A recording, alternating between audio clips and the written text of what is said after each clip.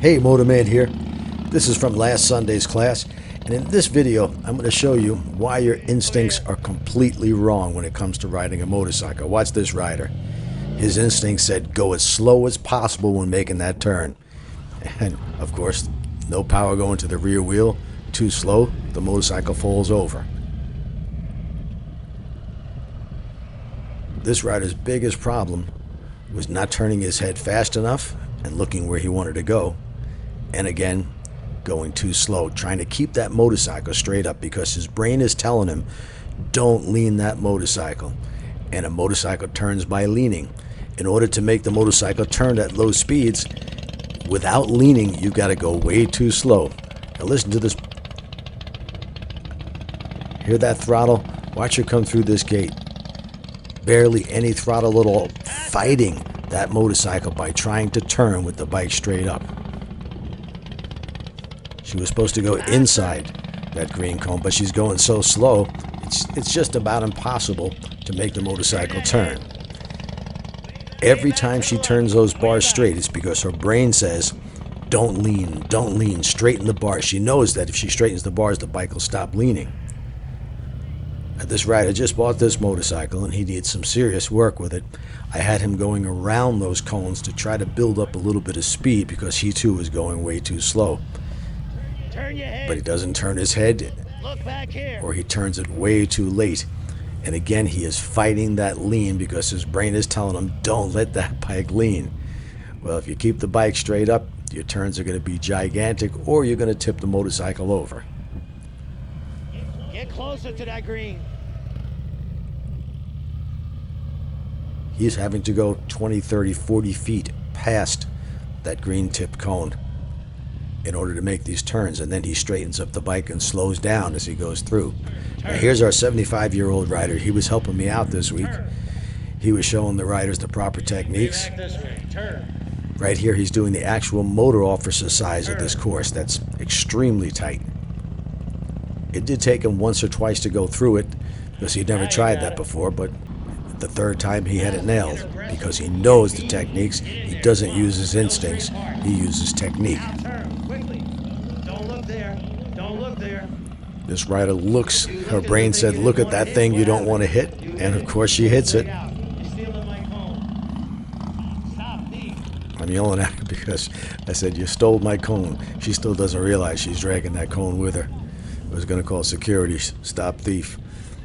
Stop thief. By the way, I mentioned to the riders that I'm going to use everything I got, from humor to sarcasm to negative motivation to positive motivation. If anybody has a problem with that, let me know. Nobody ever says they have a problem with that. That rider, again, his brain says go really, really slow. The bike tips over. Once again, here's our 75-year-old rider showing proper technique. Now he sees it, so he's going to pass it twice. Now he just looks over his left shoulder. He's demonstrating the exercise for the students. He executes his turns perfectly.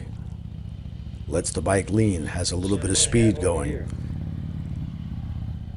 This didn't just come to him through the years of experience. He watched my videos, he practiced the technique until he got it down to where he doesn't even think about it. And that's the way every rider should do it.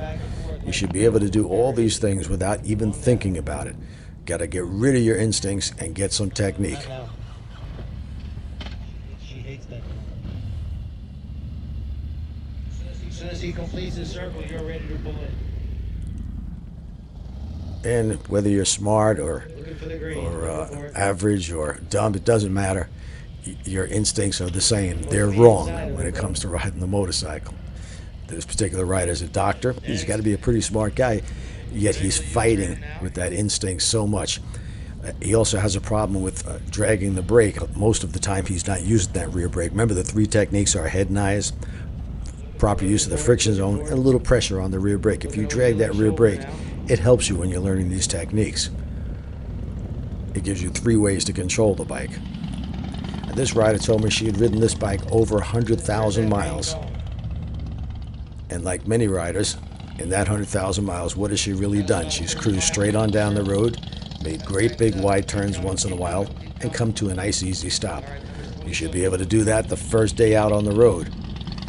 So she's gotten really good at doing those things, but when it comes to leaning, turning, and swerving, yeah, not so much. But when something gets in your way, you better be able to lean, turn, and swerve.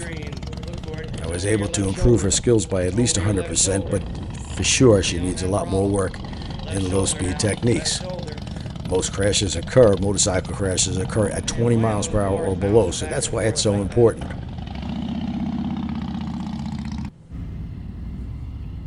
I want a complete circle to the left.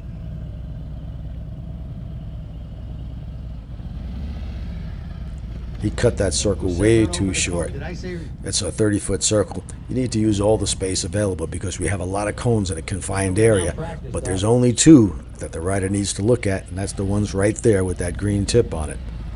And that's what I'm begging them to do. Just look at those cones and ignore the other ones. Circle to the right.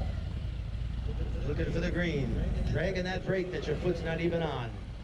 Again, I had to remind him to use that rear brake. He still needs it at this point. He's going to need it for quite a while till he really gets the hang of the clutch and throttle.